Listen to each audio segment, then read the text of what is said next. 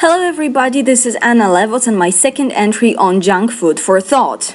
As you can see, my hair is still wet because I'm just back from my fitness class. I'm trying to lose a bit of weight, not that I'm fat or anything, but just it's better to stay in shape than not. So I subscribed to a 6:30 fitness class, 6:30 in the morning. I honestly hope I'll get used to it because right now I am dying. Okay, I feel so much better after a shower. So now a bit about things that have been happening in my life. So on Friday it was Halloween and I went with Ola and Tom to an Irish pub for a concert of our favorite band Sally, who play Irish and Scottish folk music and some other related genres. It was a very nice concert. I really like listening to them live, and we got such brilliant witch Guinness hats.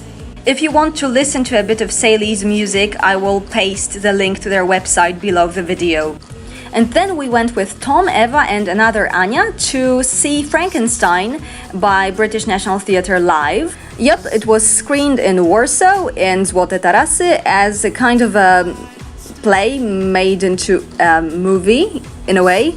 Well, obviously Benedict Cumberbatch and Johnny Lee Miller were just brilliant, but that is actually no news.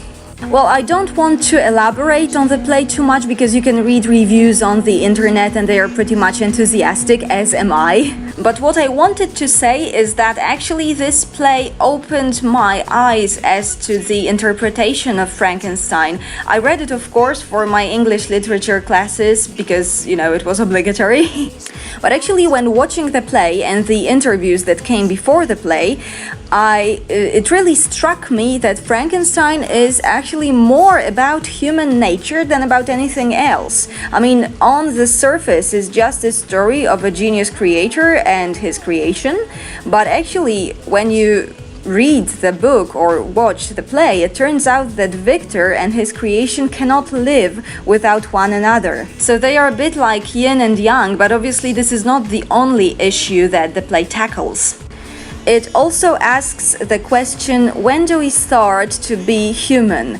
Do we start to be human when we start to think, or when we start to talk, or maybe something entirely different? Well, and also apart from that, can a man be a god? What exactly is life? Is it just a spark of electricity in us? Which is actually quite depressing if you think of it.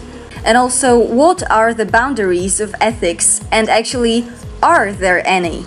Also, you can just think about it for a moment. I really encourage you to read the book and of course to watch the screening of the play because it was really splendid. Actually, I can't remember when I last felt so enlightened when I went out of the theater. I guess this is what the Greek meant by catharsis, you know. You go to see a play and then you're like, wow, now I get the meaning of life. So that was Halloween, and then on the 1st and the 2nd of November I went to my boyfriend's family to Ciechanów to visit the graves of his family and friends. It's a Polish tradition to go to visit the graves of our family and relatives and put some flowers and candles on them. And then I came back to my daily life, and actually it's Wednesday, but this week has been so exhausting that I don't know how I will survive until the end of it. As for other news, today I have a webinar at Big Talk School, so if you want to hear me talking about interesting idioms, please register in the link below the video. It's completely free, but you have to register to take part. Oh, and the Translation and Localization Conference 2015 has a new website on which you can already register for the conference if you want to.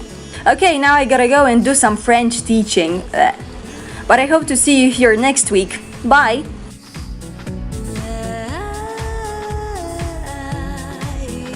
Such good actors as Benedict